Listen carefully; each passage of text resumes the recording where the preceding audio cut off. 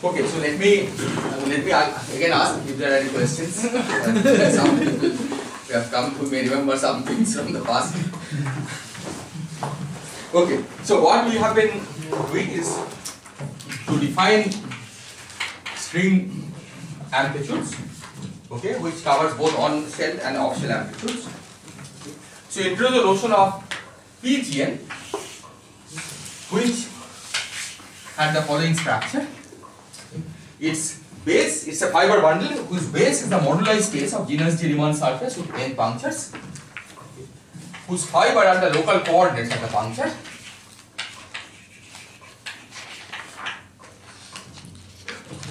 And the idea is that in order to define an off-shell amplitude, in this theory you have to choose a section of this fiber bundle, okay, which means that for every point in MGN you have to choose some point on the fiber, okay, which tells us what particular local coordinate you are choosing for corresponding to that point in MGN, and then you have to integrate something over this section. And in view of looking for something that we have to integrate, okay, we introduce these quantities which we call omega p. So let me now at least be little more specific. So these are p forms. So these are p forms on PGN. So first of all, let me say what they are dependent on. So they are dependent on n external states of the Hilbert space of the string theory. This is a p form on PGN.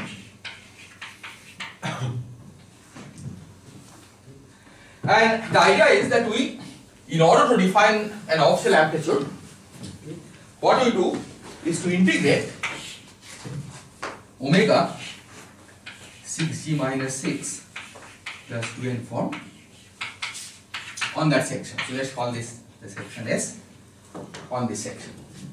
Okay. This is at 6g minus 6 plus 2n form. The section is 6g minus 6 plus 2n dimensional because MGN, this has dimension 6g minus 6 plus 2n, and hence we can integrate a p form, a 6g minus 6 plus 2n form on this section. So from this viewpoint, okay, we only need omega gn 6g minus 6 plus 2n for defining an amplitude. Nevertheless, we said that all of these are useful in some way or other. Okay, and we will see as we go along why the other forms are useful.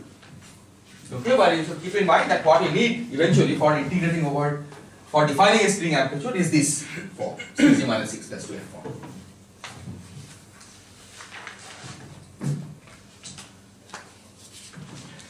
So now let me remind you how we define omega.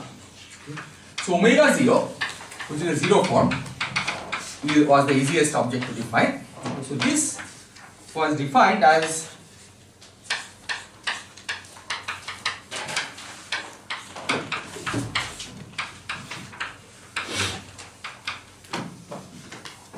so we are integrating over this 6g minus 6 plus 2n. yes. Is there any way to prove that a higher form will carry no extra information about this? Well, this is the definition of the string amplitude. Because if you have a higher form, you cannot integrate it toward x. Right? That's fine. So the natural thing that we can integrate is this. Right? So what I am saying is that this is the form that we integrate to define the string amplitude. Right? So that's the definition of a string amplitude. And then you have to check various consistency conditions. Right? And so as it stands, of course, the higher forms or lower forms do not contribute. Right? So this is the definition. Yes, sir. Okay, so this is the definition of omega 0. Okay, it's a correlation function on a genus G Riemann surface with n punctures. Which particular Riemann surface you pick depends on where on the base you are in. Okay, so information about sigma gn is contained in the base. So this is depends on base coordinate.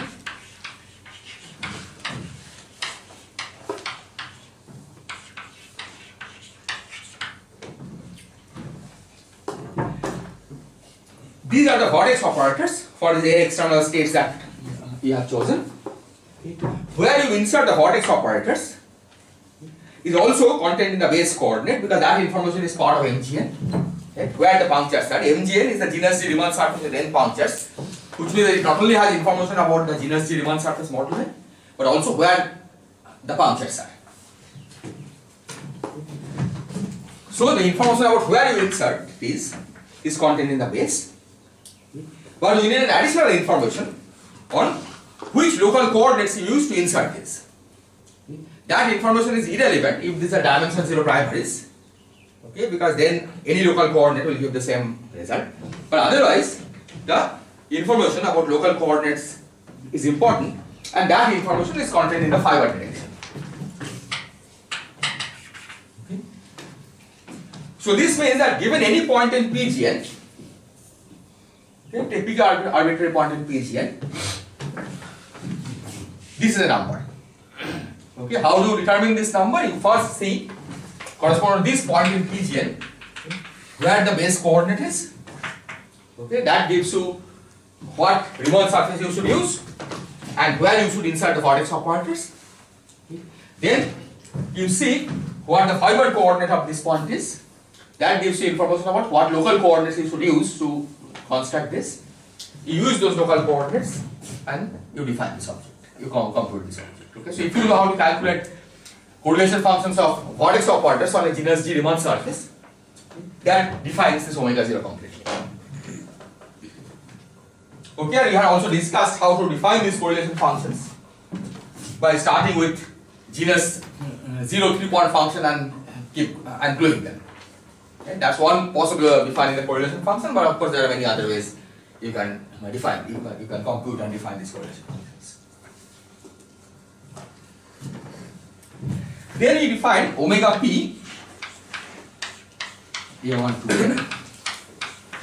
Okay, I will not write this in the upper index because it will be understood that it's Gn. Whenever there are multiple surfaces and multiple number of punctures, if there are multiple surfaces with punctures, then we will try to use the upper index to denote which particular form we are talking about. So this is a P form, and the way we define this P form is by telling by specifying what its contraction is with P arbitrary tangent vectors of PGN. Okay, so V1 to Vn. Okay, so these are tangent vectors.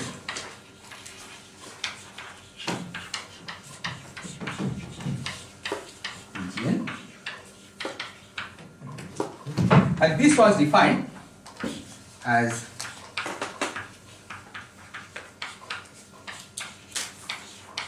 let me use some other index, maybe J, or maybe let's call it alpha.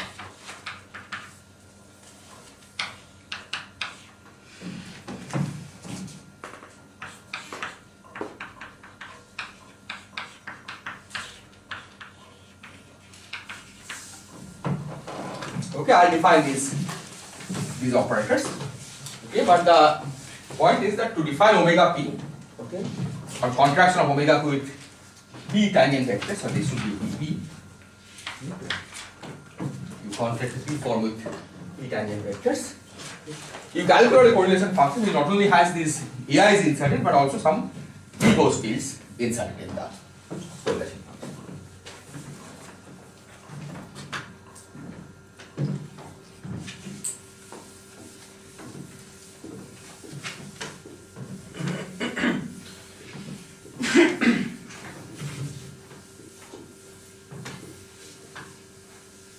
What does this mean? What? Is this defines some scalar quantity? Yeah, this defines a scalar quantity because omega p is a p form, Yeah. right? And you are contracting with p tangent vectors. Yeah, but what does it describe? This is omega p. I mean, if you think in terms of components, right? Omega p.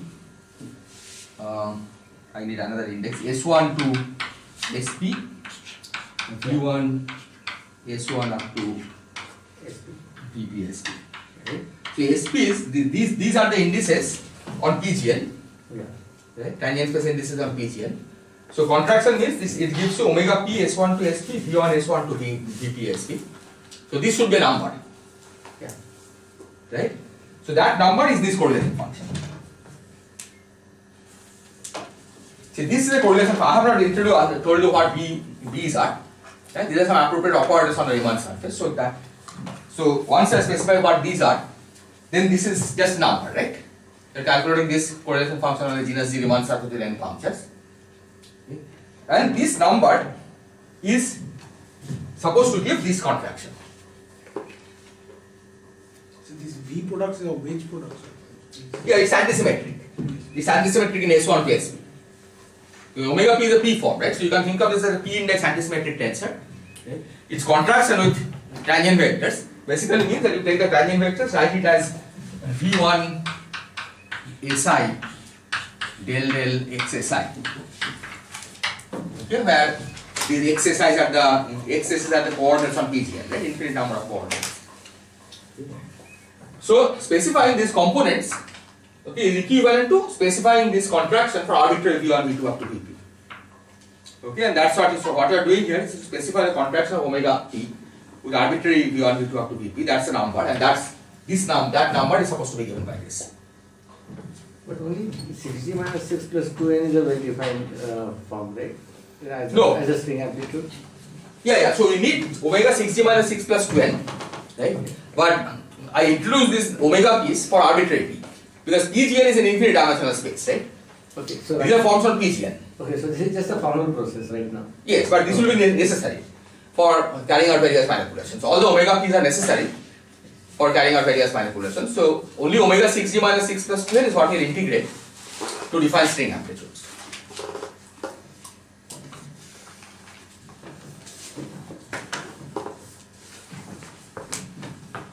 So these are just abstract forms on PGN. Right? And as I said, at this level there is really omega 6g minus 6 plus 2n doesn't play any specific role. Right? Because in PGN 6g minus 6 plus 2n is not nothing special, right? That's the dimension of the base, but PGN is an infinite dimensional space. So you can define forms of arbitrary degree on PGN. So these one would be useful in degeneration limit or something? No, these are useful for proving various identities for superstrings. You will see that these are essential to define superstring amplitudes. Right? For bosonic string, this is useful for defining various identities. Checking various identities. Yeah, and we will see some of these as we go along. What the utility of other omega p's are. Okay, but right now we are just defining an abstract way these p forms.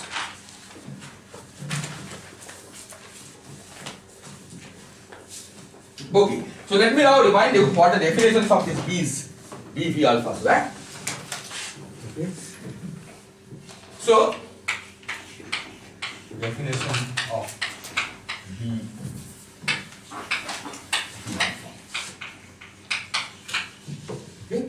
So to define it, you have to first specify how to have a notion of how to specify tangent vectors of PGN. Because PGN is an abstract infinite dimensional space with base as MGN and fiber as choice of local coordinates. Okay. So how to define tangent vectors of PGN? Okay. And what I had done was to say that we covered PGN. Okay, we do this particular example.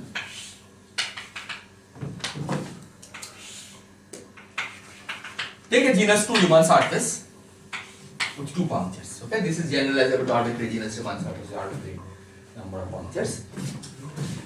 We can divide it up into spheres in the following way. Around every puncture you draw a disc. Okay, so we have 2 punctures here, so 2 discs around this. Okay. So that gives you a genus Z Riemann surface with n holes, right? Because we have cut out discs around the punctures. Take that genus Z Riemann surface as n holes, okay, and think of this as a result of putting together several genus 0 Riemann surface with 3 holes. So here, for example, the way we will do it is like this.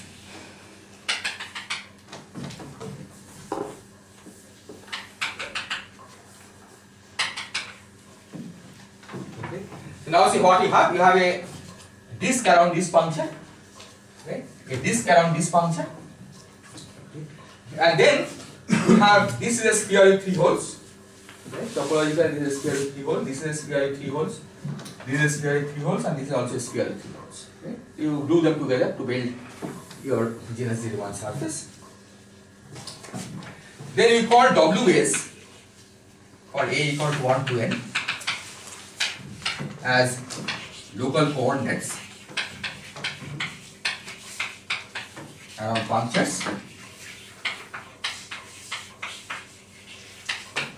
So these are the coordinates in this case. W1 and W2 will be the local coordinates around these punctures. Then Zi's are the coordinates on the 3G, well, the number I have forgotten, on the 3 puncture spheres, on the spheres with 3 holes.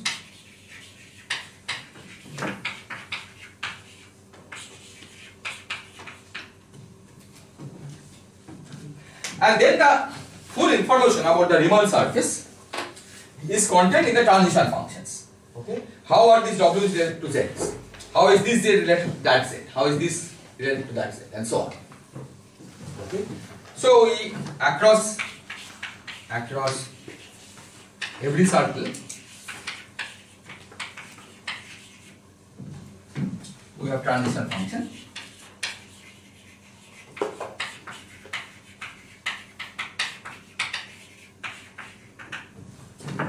Which you took like ZIA equal to FIA WA, or ZI equal to FIJ WJ.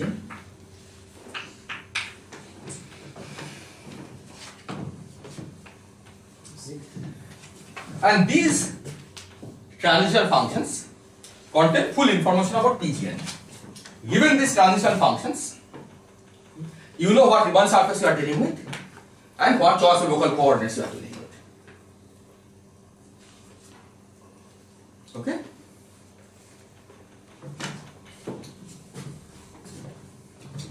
So abstractly, PGN is parameterized by these functions. Okay, by a function like this for each circle. Okay. But then you also saw that not all of this information is independent. Some of the informations are redundant. Okay. So for example, if we reparameterize the z coordinate on this sphere, yeah, if we reparameterize the z coordinate on this sphere, that doesn't change the Riemann surface. Right? But reparameterizing the z coordinate on this sphere will change the transition functions here, here and here. So those kinds of changes do not move you on PGN. Right? They keep you at the same point in PGN. So in that sense they are redundant. But a reparameterization of this coordinate will move you on PGN because information about local coordinates is one of the data for PGN. Right? So if we reparameterize, say, this coordinate WA, it moves you along the fiber. Okay, if you reparameterize, keeping the origin fixed at WA equal to 0, then it moves you along the fiber. If you take a reparameterization where the origin moves, If I just ZJ, right? ZJ, thank you.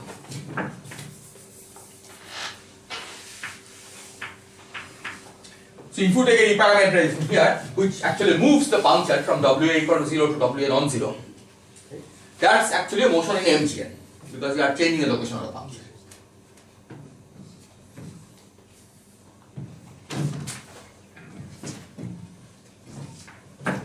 So after you introduce the transition functions and the coordinates of PGN, then you introduce the tangent vectors.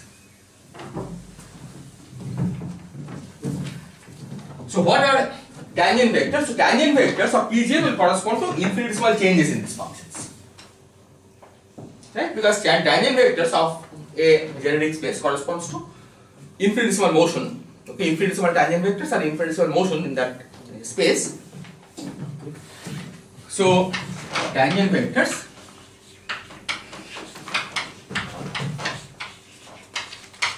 are infinitesimal deformations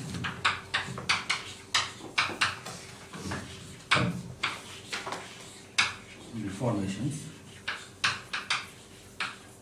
on Vj.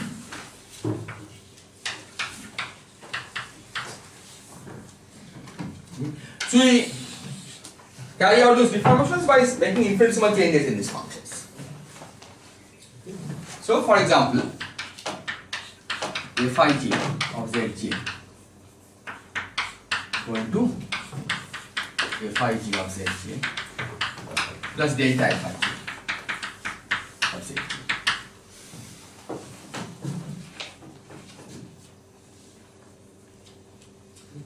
So this means that if you look at the relationship between Zi and Zj, that relation has changed. Okay? So you can parameterize that in the following way. So Zi nu is now Fij, well, I think I called it minus delta Fij. Okay, just let me get the convention. Right? So Zi nu is Fij of Zj minus delta Fij of Zj, which you can write as Zi old, right? Because Zj, this is the old Zi, plus Vi or V of Zi old. I will define what V of Zi old is. Where V of Zi old is delta Fij minus delta Fij of Fij inverse of Zi old. Okay, in fact there is nothing deep in it. All you have done is that the relationship between Zi and Zj has changed, and what you are asking is that if we keep Zj fixed, how much does Zi change because of this change of relationship, right? For fixed Zj, how much is Zi changing? So, and then we are de-expressing it back in terms of the Zi coordinate itself. This gives you the change in terms of Zj coordinate. Okay, this is the difference between Zi nu and Zi old. This is nothing but what I am calling V. Okay, but V I am thinking of as a function of Zi old. Okay, by replacing Zj by Fij inverse and Zi old. So V is some kind of vector field. Okay, and the vector field is defined only along the overlap circle.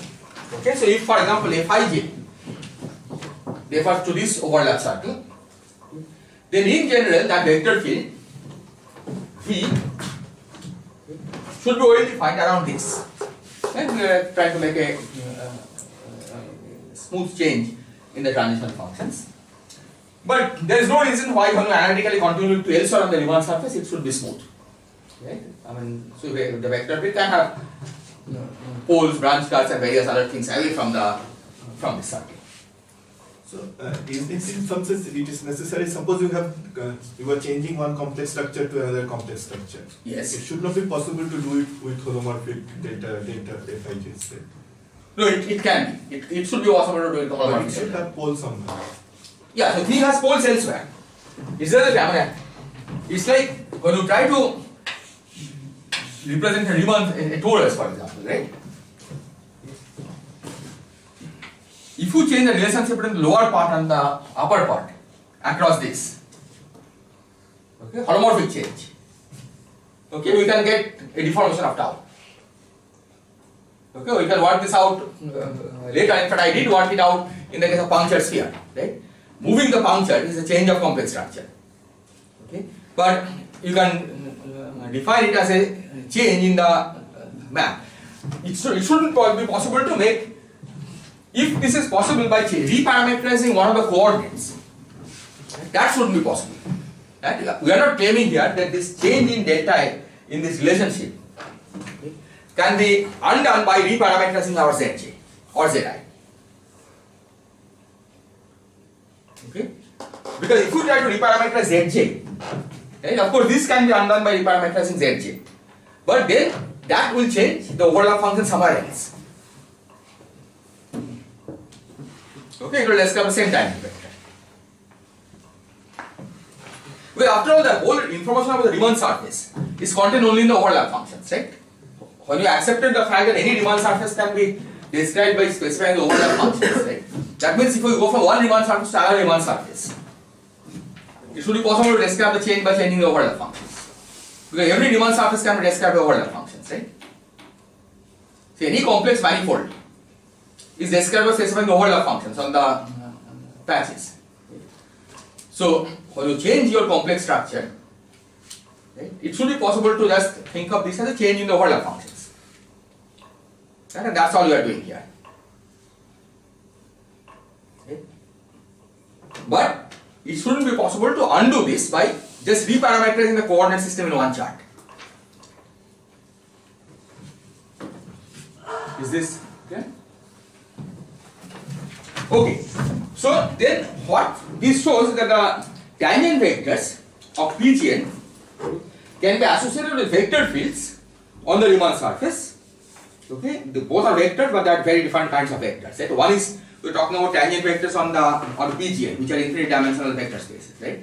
The other is vector field on the Riemann surface, which is just two-dimensional space. Okay? But there is a one-to-one correspondence between the tangent vectors on the Riemann surface and vector fields on Riemann surfaces by this correspondence. Okay? Because having a vector field on the Riemann surface defined over some small bands means that that is telling us a way to deform the transition functions. Okay, you just add that v to one of the zi's and not the corresponding zj. That means that relation between zi and zj is changing, and hence we are moving from one particular point in PGN to another point in PGN. So means the vector, if you construct a vector in the vector space of PGN, that we should be able to write it in terms of this field. That's right, exactly. Right? It may require linear combinations of many vector fields around many different circles. Right? But any tangent vector of PGN, right, should be writable as linear combinations of various vector fields defined around various circles. Right? Because any deformation of the Riemann surface, okay, and the local coordinates can be encoded in a change, infinitesimal change in the transition functions, right? Then which in turn will give rise to vector fields of this kind. This will correspond to a tangent vector in the base direction in the PGN and not in fiber direction. No, in the fiber direction also. If you change this overlap function, Yeah, but here, I mean Z, between Z. yeah, this particular one will, even this particular one could correspond to change. See, it doesn't make sense to move along the base without changing the fiber. Because once you have changed the base, the Riemann surface has changed. Right? So then, whether the fiber, you have moved in the fiber direction or not, is dependent on the specific way you are defining your fiber coordinates. See, it's true in all fiber bundles typically, right? Unless it's factorized. Right? Once you have moved on the base, whether you have the same coordinate on the fiber, that is an ambiguous question. For infinitesimal transformations can't we, for a finite distance, I agree. So even infinitesimal transformation on the base, you may move infinitesimal along the fiber. Right? So you need some kind of connection to be able to translate, and there are maybe different kinds of connection. I have not given any specific preferred connection which tells you how to move along the base without moving along the fiber. Right? So once you change any of the transition functions, right? And suppose, and then it's changing something, right? Okay, whether it actually moves the fiber direction or not is ambiguous, right? That requires a choice of fiber coordinates. So later you would give a natural choice of connection, or No, I will not give. I mean, you don't need it. Yeah. Okay, because moving along the base without moving along the fiber is not a concept that will need.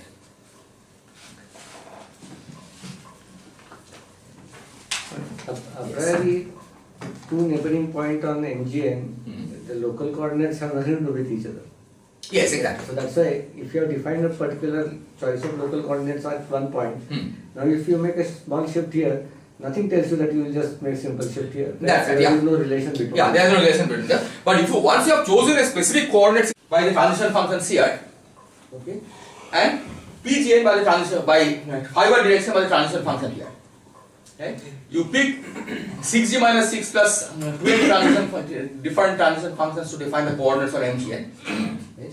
And those you take as independent coordinates, and then you pick these functions, okay, as the coordinates on PGN. That will be one particular choice. Okay? And then it will make sense to move in MGN without changing PGN. Okay, but that's an artificial choice which you may want to make. But that's not necessary.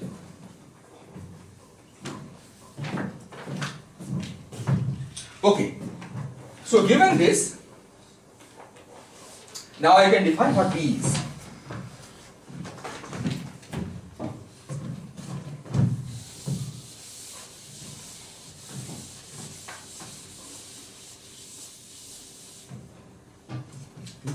So V alpha, given a tangent vector V alpha, okay, what this shows is that you can associate with this a vector field V alpha on the Riemann surface and a circle around which it is defined.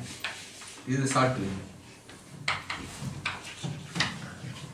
around which it is defined.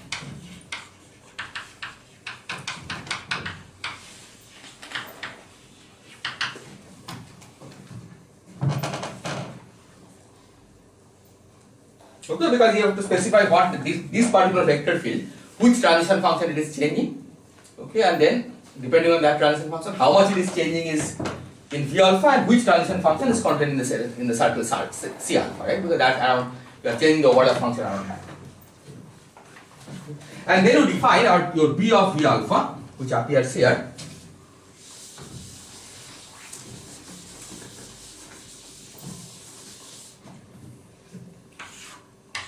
B of V alpha as integral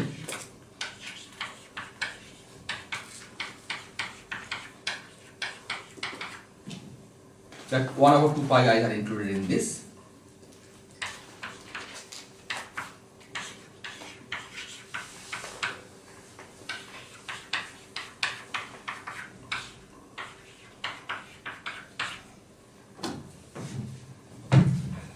Okay, this is the operator that you have to insert here. So you pick P tangent vectors, so define omega P, you pick P tangent vectors, okay, arbitrary tangent vectors, and the contraction of omega P of those T arbitrary tangent vectors is given by this correlation function, where B of V alpha is this.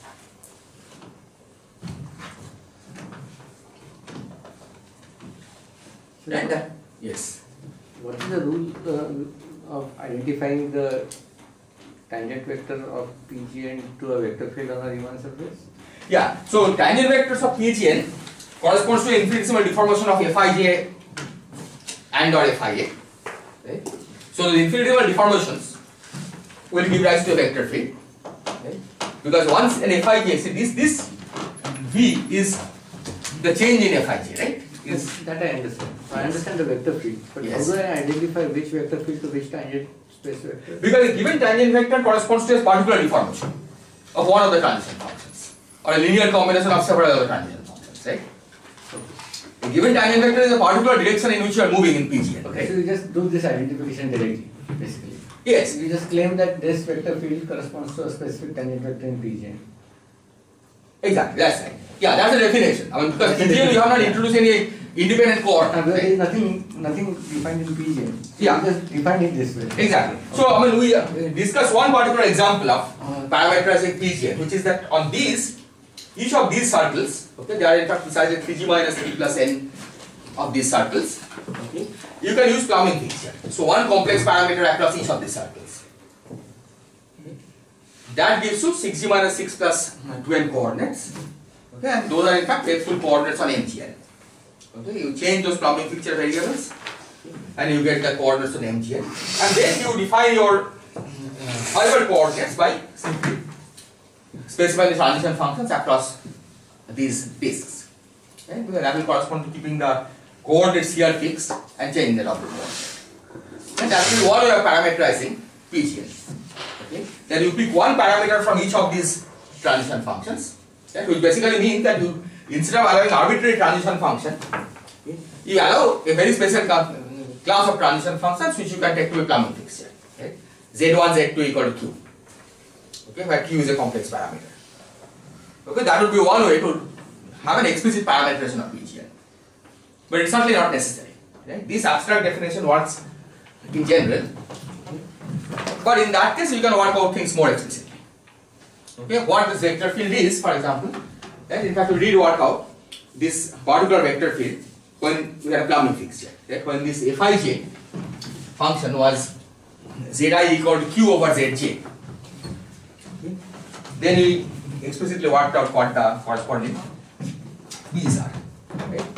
Which are basically B0 and B01. So if I have V alphas to be non-zero along various circles, say 5 C alphas, then while computing this B of V alpha, I have to Take a linear this- combination. Yeah. Yeah, you just take a linear combination of those 5 C alphas, exactly. Right? So it's useful to just choose a basis in which these each independent V correspond to 1 C alpha.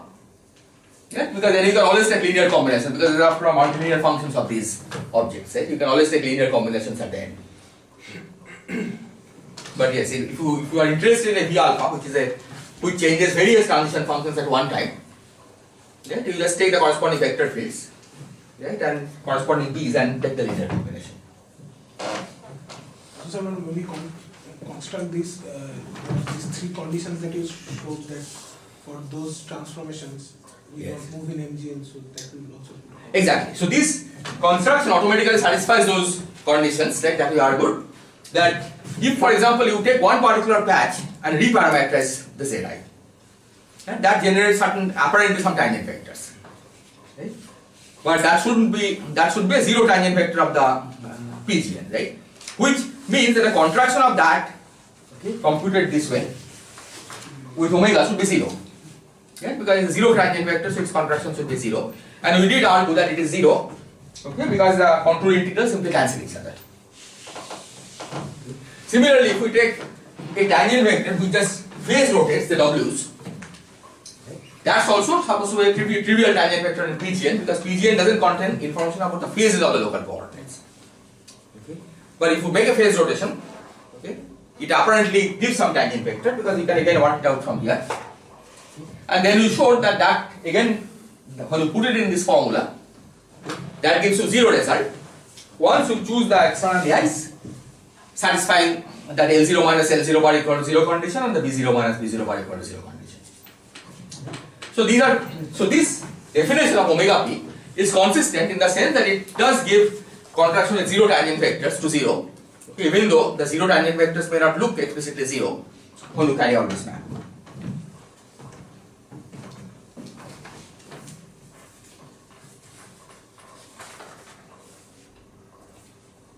Is this clear? What is the rule for having capital B of V being that? What is the rule? Rule meaning why not some other functions of? Yeah, because it satisfies certain properties, right? Some of which I'll mention now, right? One particular property we have already discussed, right? The zero tangent vectors should give you 0, right? And that would not happen in general, right? Because if you remember, if you take a phase rotation of W, okay, we wanted a zero tangent vector, right? If you recall how we proved this, right? You showed that if you take the corresponding V that you get, put it here, right? The B naught minus. Yeah, you get a B naught minus B naught for acting on one of the i's. Right? And that of course you have taken to be 0. If instead of B you choose something else, right? In general it will not be 0. Okay, but of course there are many other reasons why you choose this way. Okay. And I'll now write down the most important identity, which in fact actually is the motivation behind why you choose it this way.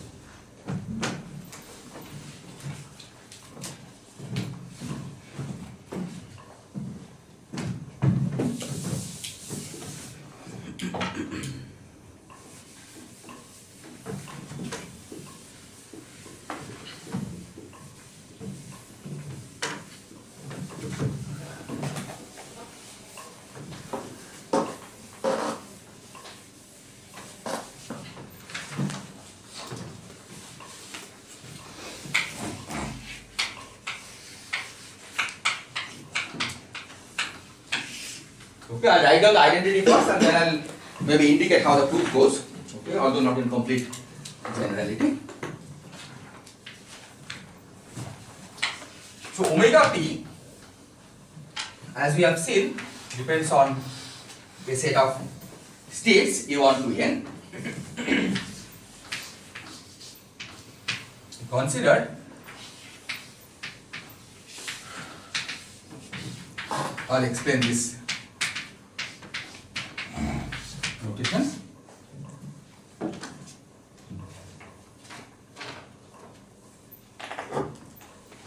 The identity is that this is given by minus 1 to the p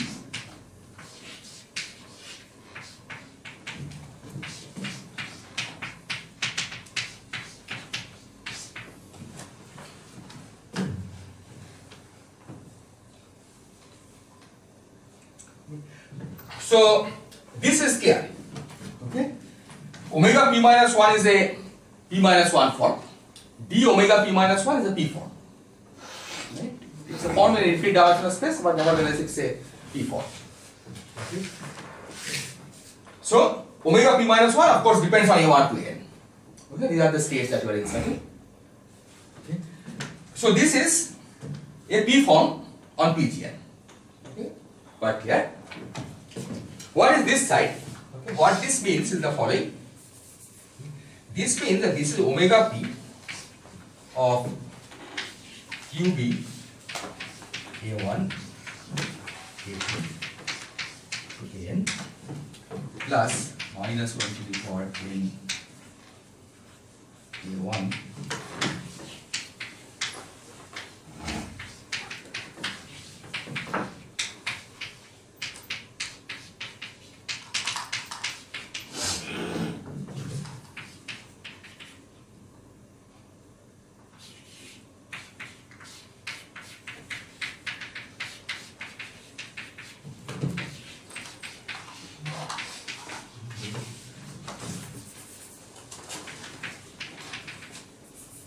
there is sign here plus minus 1 to the power n A1 up to n A n minus 1. Okay. So these signs are not very hard to understand, right? Because these signs are coming because you are just shifting the QB position. Okay. So when you pass QB through A1, right, QB is fermionic. QB is BRST charge. Oh, I should have said that. QB is BRST charge. This is a particular operator on the conformal field theory of matter and ghost. So this is 1 over 2 pi I integral JB. Well, 1 over 2 pi I is included in the definition of this kind of integral, because otherwise I would have to write it here also. So integral JB of Z A of W. So QBA, so QBA of W.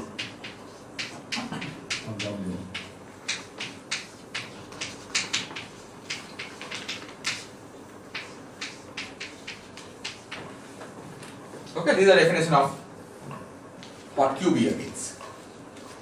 Okay, take the BRST current. This is JB is a BRST current, JB and JB bar, and just calculate the operator expansion of JB with A, and pick the coefficient of the single pole.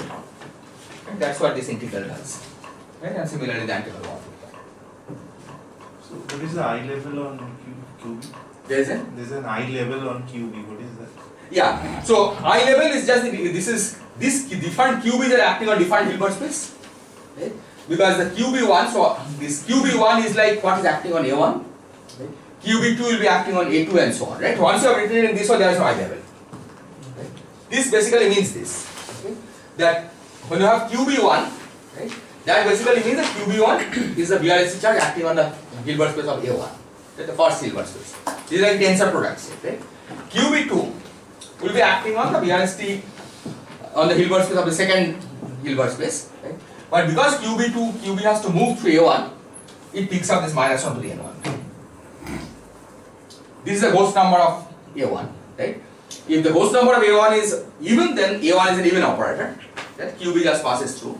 If it's odd, then it's an odd operator, so QB will become a minus sign as it passes through.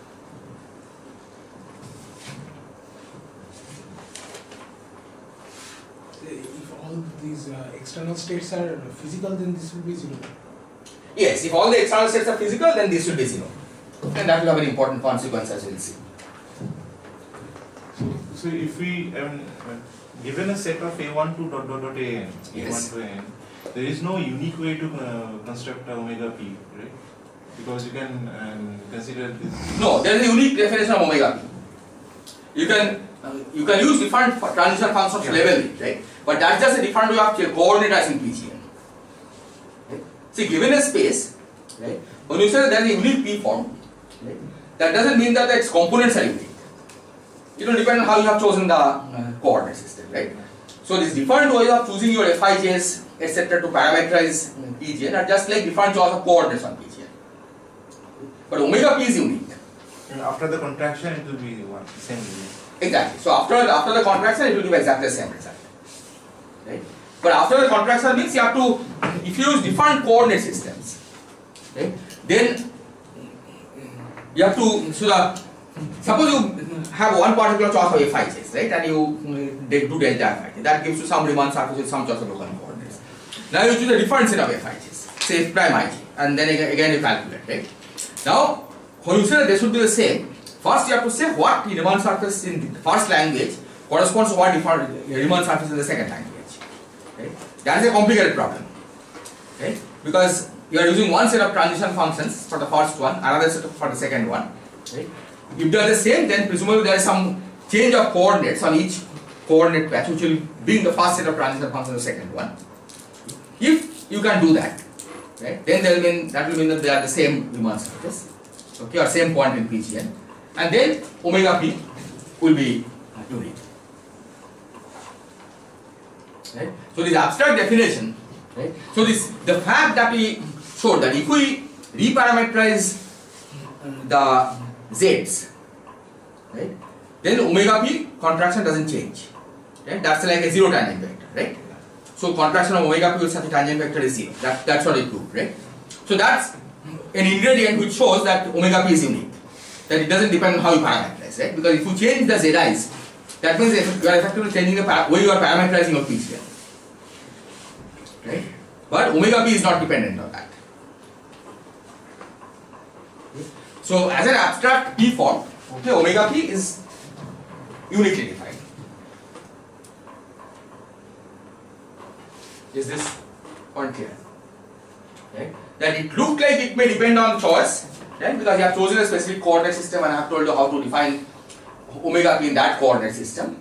Right? But this other fact that under changes of those coordinate systems, you get the same result, okay, is an indication that omega p is independent of the choice of coordinate system. So this is an important point, that omega p is unique. Okay? It may look different in different coordinate systems, which is of course always true. Okay? In any space, if you change your coordinate system, the p forms will look different. The components will be very different. Okay? But omega p is a unique p form. Okay? Given the external states, it of course depends on the choice of external states. Okay? So in this sense, this is unambiguous. Okay? Because omega p is given, omega p minus 1 is given.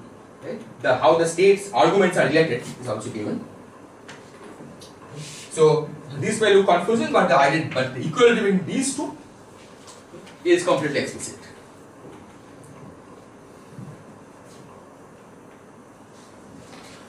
Even before the integration that you perform over this 6G and the P forms, Yes. d something d omega 1 by d Yeah. omega 2. Even before that they are the components, right? Exactly. So these components will also be same up to the this reparameterization Exactly. of these two sets of FIs. Yeah, that's right. Okay. So if you change your coordinate system, okay, both will change, but this identity will be true. Yeah, so this identity you can prove using any coordinate system. Okay, using any Fij's that you like. Okay, but of course, if you use one coordinate system to calculate this and another coordinate system to calculate this, then the components will not look the same. Right? So you prove this identity by working a fixed coordinate system. Right? You define how you have parameterize your model, your PGN, and how you have parameterized the tangent spaces, and then you can show that these two are equal. So if you're saying that this is an identity, then d omega p minus 1 should have an independent definition other than this, right? No, omega p minus 1 has an independent definition. And d D is an exterior definition, exterior derivative. Oh, Right? Once I've defined a P form, right? It's like an ordinary P form on a it's an infinite dimensional space, but after all, it's ordinary P form on that infinite dimensional space, right? So the extended derivative is perfectly well defined. Is this point clear? Okay, so let me describe it briefly how you prove this. Okay, I'll not go through the details of the proof. Okay, I think details you can find in, it's of course a very old result, but you can in particular find it in Zoibach's that fat paper, okay, 92 paper, which has the full details of the proof of this relation. But I'll just indicate how one goes about proving this.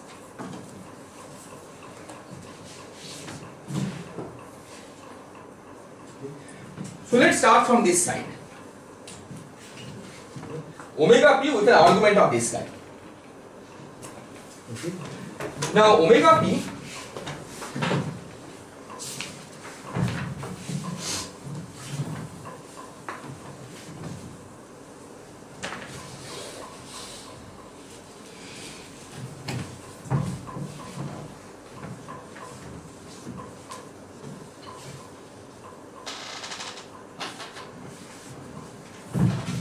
omega p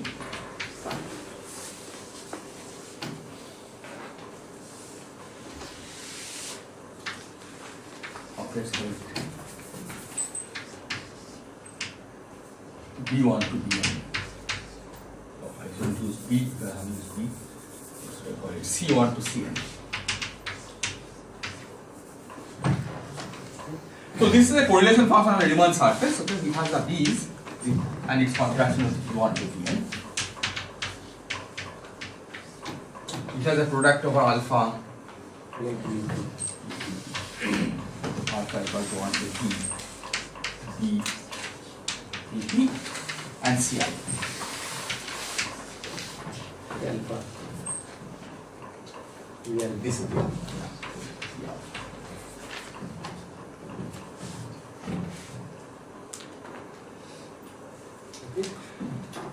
So what you have replaced this product over Ci. There are many terms which are adding up.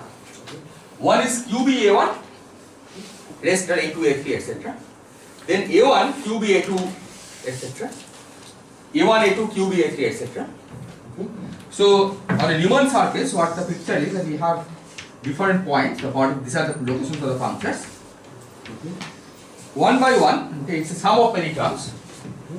Each term contains the integral of the BRST current around one of the contours. So this is one term, then there is another term like this and so on.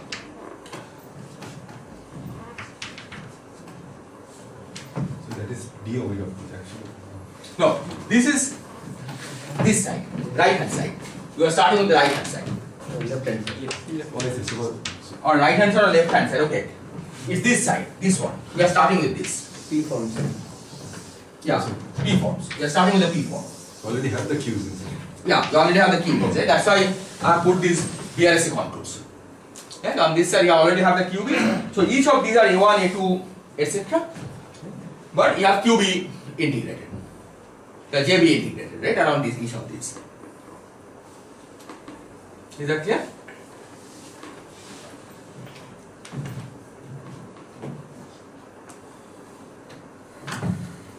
So what we can do is that when we add them up,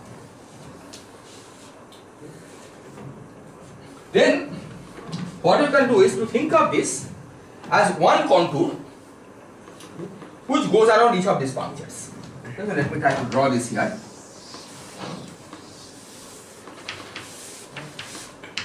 It's like something like this.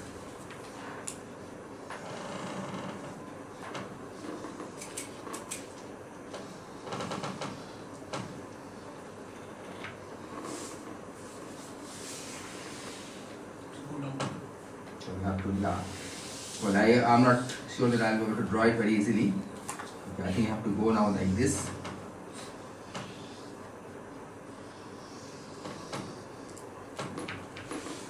Whatever, you can draw. So the idea is that these of course cancel each other, right? Because you are going back and forth.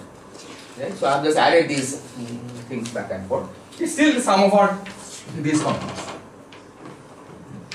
The one closed contour. Now BRST operator is a well-defined, the BRST current, okay, is a well-defined object on the Riemann surface. So what you can do is you can try to deform the contour. Okay, by Cauchy's theorem, it doesn't matter where you take the contour, right? You can deform it. You can deform it provided it has no singularity. Yeah, provided JB has no singularity. But of course, that's not the case here because JB has singularity with B. Okay. In fact, the crucial relation is that QB with B is T. This is the energy momentum tensor, total energy momentum tensor. Okay, the velocity of the matter, post, everything. Is this clear? So what it will do in this process, okay, as you are deforming it, is that it will basically replace one of the B's by T. Okay, this was an integral over B times V, if you remember, right? So, let me write this here.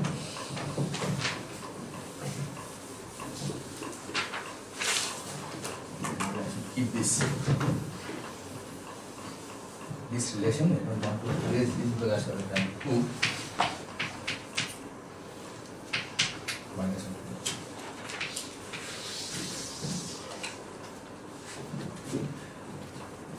So we use the fact that contour integral of JB of Z and on B of W is E of W and integral of JB of Z bar B of W bar. Using this, what happens is that the product over alpha B of V alpha gets replaced by sum over beta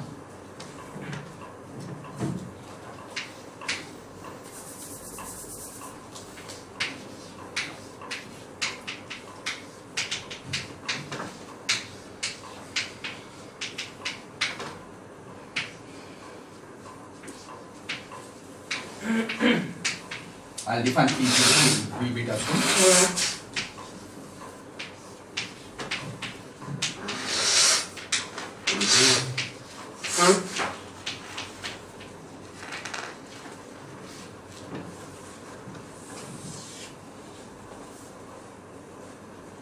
Okay, so what is T B beta? Okay, you can easily guess what it will be. T B beta is just the way we define B, except that the small b is replaced by T.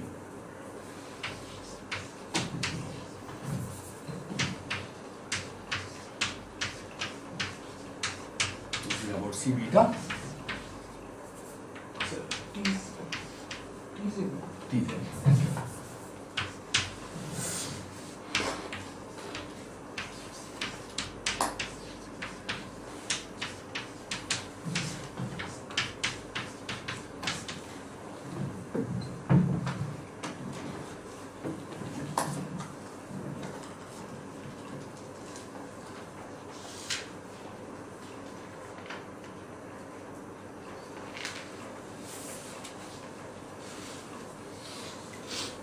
Is this clear?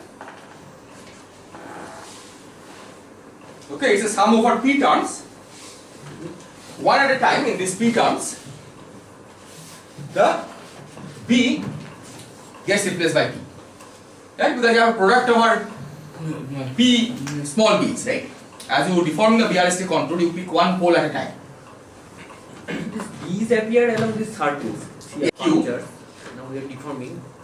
So the pole should be at every point of the circle, or Yeah, pole should be effective at every point of the circle. It's like you have an integral over W, say BW, VW, right?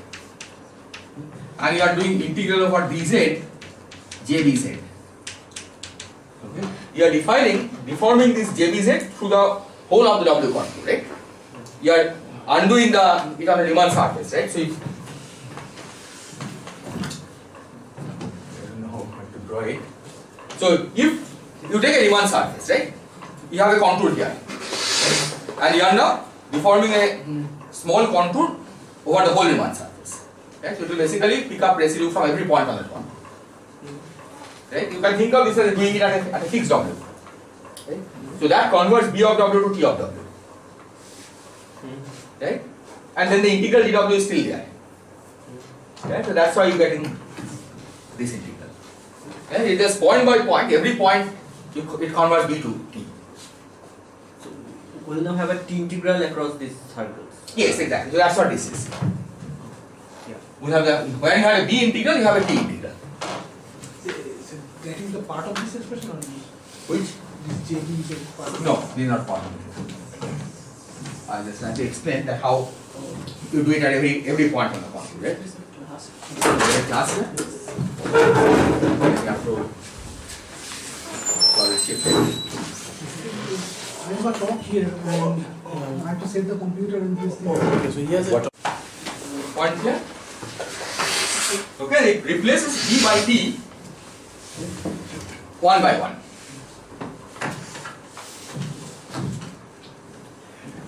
But then we use the fact that insertion of a T is like derivative.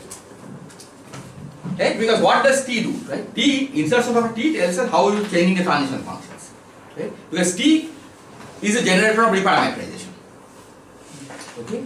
So once you have the integral over T, right, that basically means that you are changing the original coordinate, okay, Z, only around that contour, to something else.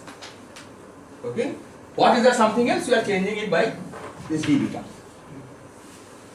Okay? So that's precisely the derivative along that infinitesimal tangent vector that v beta represents. So tangent vector is like ai del del xi, right? That's the way you represent tangent vector in an abstract way, right? But ai del del xi, you can also think of this as generator of motion on that space. Right? It just moves xi to xi plus delta in ai. Okay. So these insertions of t, you can interpret, you can remove this t factor and you can interpret this as a derivative of the resulting amplitude with respect to the moduli, with respect to the coordinates of PGN. This can be shown in the calculation. Yeah, this can be shown in explicit calculation. I am just telling you how this goes. So the insertions of t, okay, maybe next time we'll try to do an explicit example, right, for the common fixture. Then it will become clear how this actually generates a derivative. But insertion of t, okay, generates derivative. So this now can be reinterpreted. Okay, once you have this as a correlation function, this can be reinterpreted as a derivative of something which doesn't have the t.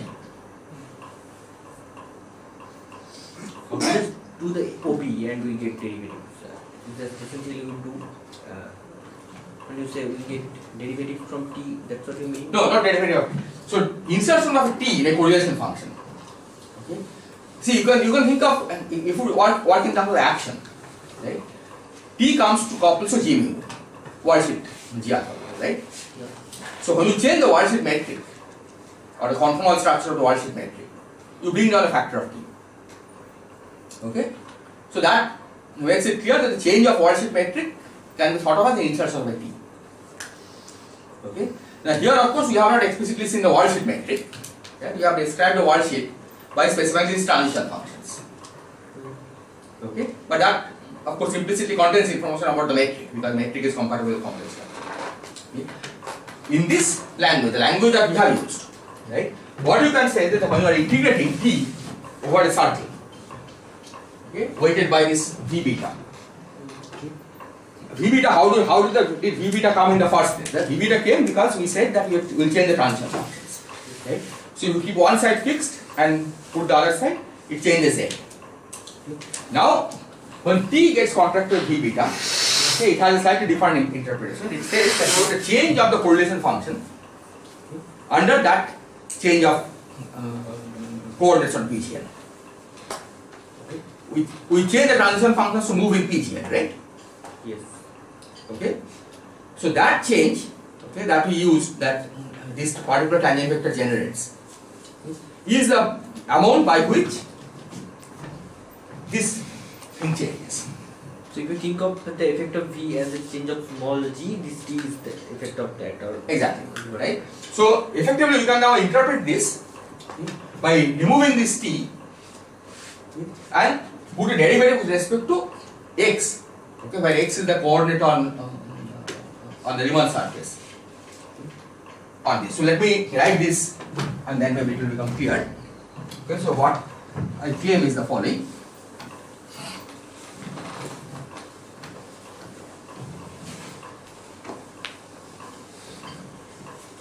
Okay, so this is roughly true. There are some additional corrections, or I have to make some additional assumptions. So this object, product over alpha not equal to beta, P of V alpha,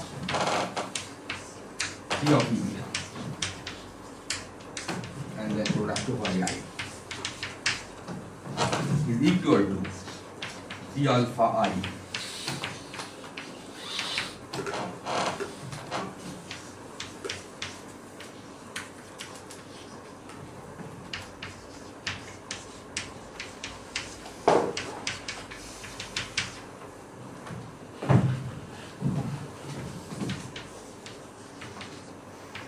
Okay, as I said, there are some correction factors, okay, or you have to choose the coordinates of PGN in an appropriate way to remove those correction factors, but roughly this is what we have.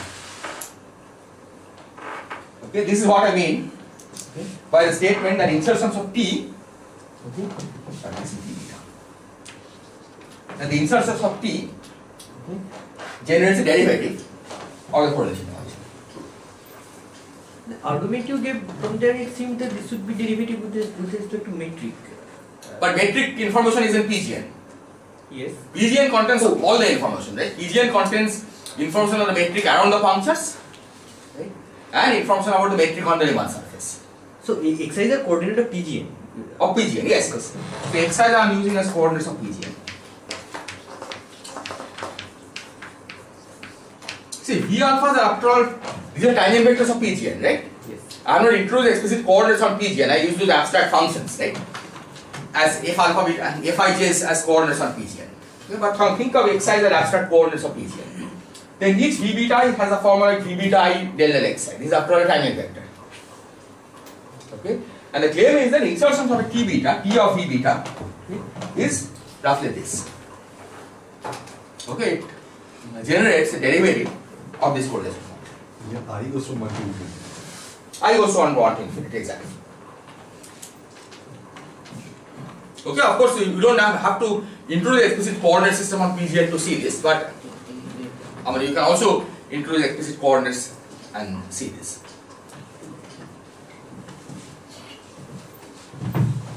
But now you are more or less in business. But now you see that here we have one less B insertion. Right? So this is the contraction of omega p minus 1 with one less tangent vectors. Right? The alpha tangent vector is missing. Where has it gone? It has contracted with the derivative. Right? And that's precisely what happens when you take d omega p. When you take d omega p and contract with a set of p tangent vectors, right? Then p minus 1 of the tangent vectors contract to the index of omega. Right? The last tangent vector contracts with del del xi. Right? Because d omega, what are the components of d omega? Right? Del I1 omega I2 to IP, right? So one tangent vector contracts with the del del I1, right? The others contract with omega I2 to IP. So here we can see that if all the states are AIs are physical states, Yes. then this in the expression inside the derivative does not match the B number when it all goes to 0. Yes, so we'll discuss what happens when there are physical states, right? I mean, the point is once you have written this abstract definition, it becomes much easier. Okay, so see, this we can see that there's not enough B numbers, one has gone. if only, okay, see the initial thing itself is not good enough, no? Because AIs, I mean, I assume that one of the AIs has a cube reacting on it, Yes, right? So if all the AIs are physical states, then they will have Gauss number 1 extra, right?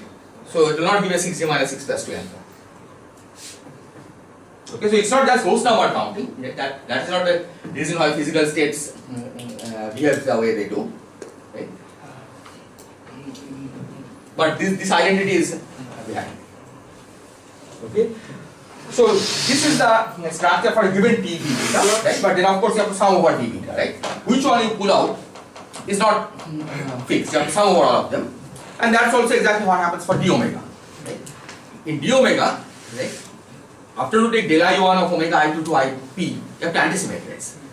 Right? So each V, there will be many terms where in each term one of the V's will contract to the del I xi1, others will contract to the index of omega. Right? And that's exactly the structure you have. So in this line, last line in the box, Yes. the QB is acting on AIs, and there are n number of AIs. Yes, that's right. And in the first line, where you have replaced the BVs, Yes. there are the number of punctures are different than the number of form, I mean the P form, right? So Yeah, number of punctures is unrelated to number of form, the P form. so how did this? How can you replace that with this? How can you replace number of punctures is always n, Yeah. right? So So you define a P form for every n. See, the number of punctures is not changing in any of these, right? It's always n punctures, right? The form is changing. Is that what you? no. So the summation is there in the first line. So you replace the In this BV. line. Yeah. So here the summation is over. So you got this by connecting the QB with what? With the B in the Yes, that capital is. B, Yeah, and then you got the T, and then you wrote that. Right? exactly. But there are n number of Qs, right? I mean. Yes, n in number of such- Qs in such- this diagram, right? I had this different circles around which you had Qs, right? So n number of Qs you combine into one contour, right? Yeah, and they give P number of T. Yeah. So number of B's and number of not One at a time. But one at a time. They give P number of T's, but separate some of P numbers, right? See, the number of punctures didn't matter too much because we just took QB around each of these. When you added them up, you just thought of it as one contour, right? Like this.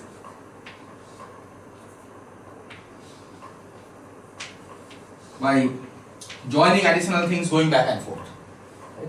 So this is one contour integral of JB around all the punctures. Then you deformed it. Okay, try to shrink it to 0. Right? So number of punctures never changes, it always remains same. Right? What has been inserted into the puncture has changed. Right? On this side, what has been inserted into the punctures is QBA1 here and the others are A's. Here it's A, QBA2 and the others are A's. On the other hand here, all the numbers, all the things are only A's. So and it also has this -1 to the power that factor that. Oh, the -1 to the NA1 is actually a trivial factor. It's just that when you put the QBs, right? I mean, it depends on where you have put the QBs. Right? Once you think of this as one realistic contour, right? Then -1 to the n can be just ignored. You can think of the JB as being placed at the left of everything else. Right? Then it is just one contour. The -1 to the NA1 is just that because you have placed the QB on the right of A1, that you have to write this -1 to the NA1. Right? You could have written everything QB on the left of all the insertions. Right? The contour integrals still have to be taken around this. Okay, but JB could have been written on the left. Okay? So these factors are trivial. It's just that I mean, in a correlation function when you place QB, right? If you place it to the right of something, you pick up a minus sign. Right? It's like if you have two-part function of fermions, right?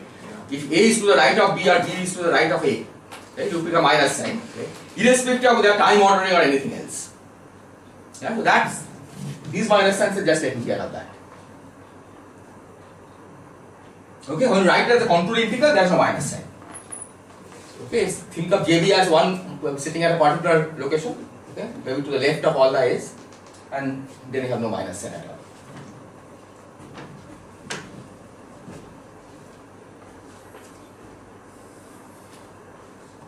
Is this yeah?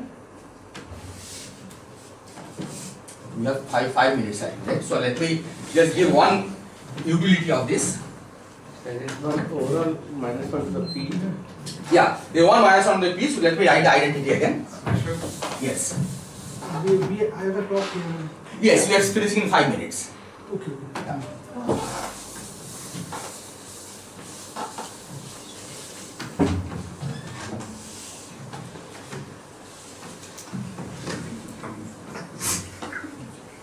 So I think next time I'll try to take a specific coordinatization and try to verify this. But right now, let me just write. So d omega p of sum over I UBI A1 to n equal to d omega p minus 1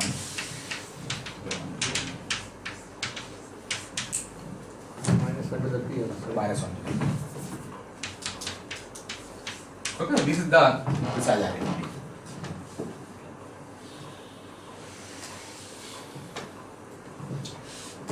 Now suppose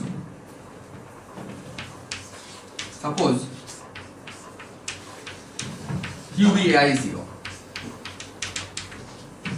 for every I.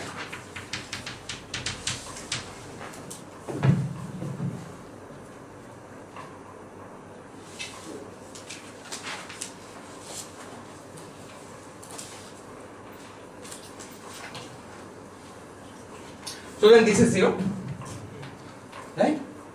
That means that d omega p minus 1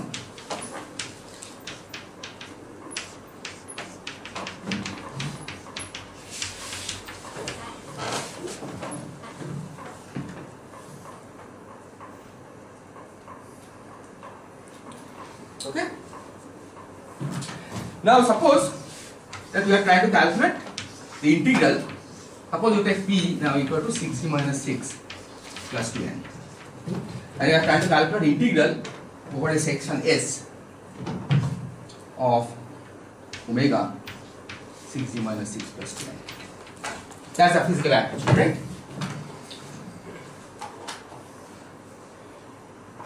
But I could have chosen another section, S prime.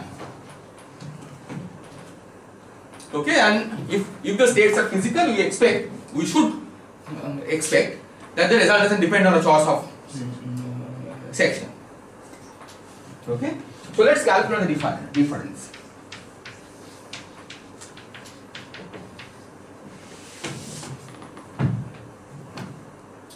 Now, what you can do is you can introduce a new space R which interpolates with an S and S prime. It's one higher dimensional space. Even two subspaces, right? You can just fill them, right, with one higher dimensional space. So this I can write by using Stokes' theorem.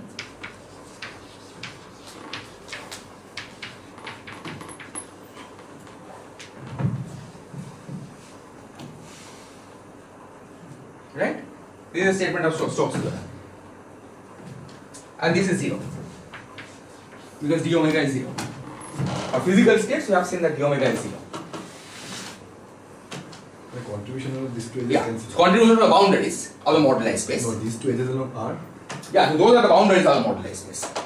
See, these sections fill the whole Oh, I see. MGN, right? So there are the boundaries here. Yeah, there are possible boundaries correspond to degeneration. Right? So you have to worry about whether that can be left over contribution from a degeneration. Right? But barring that, this shows that the difference is 0. There is no contribution from the interior of the moduli space. Is this clear? See, what Anirban is saying that if this minus this, and that will be possible boundaries on the two sides. But those boundaries are degenerate boundaries. Right? The MGN is continuously connected except at the degenerations. Right? That's where the boundaries are. Okay. So possibly there could be some leftover contribution from those boundaries, but otherwise this is a 0. So this shows that the result is independent of the choice of S, choice of the section.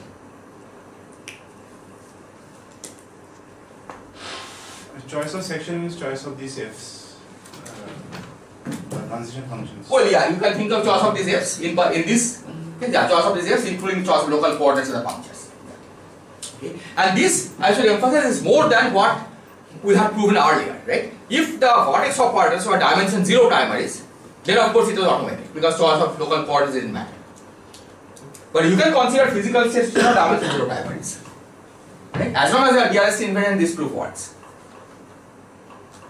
Okay, so this is certainly a much more general result. Okay, than saying that if you choose dimension 0 primaries, then of course they don't depend on the choice of local coordinates and hence their correlation functions are the same. Okay, so next time we'll derive some more identities based on this. Okay, see why it's useful. And then maybe we'll try to work a specific example, okay, to verify this identity explicitly. So to state this, we do not require the MGN to be compact, or do we? Well, if we don't take MGN to be compact, then there are additional boundaries of this. Right? See, if MGN has boundaries, then these, the full thing is like this, right? If this stops. So those boundary contributions also have to be compact. Yeah, so complete conclusion. So this is 0 up to boundary terms. Okay, but those are boundaries of MGN. Right? Where of course you have other techniques to check if this is true or not. Okay, and it's those kinds of considerations which will tell us later for superstrings what choice of sections are allowed and what are not. Okay, then if you choose two different sections which differ possibly by boundary terms, then you know that both choices cannot be true. That cannot be allowed. Yes, stop.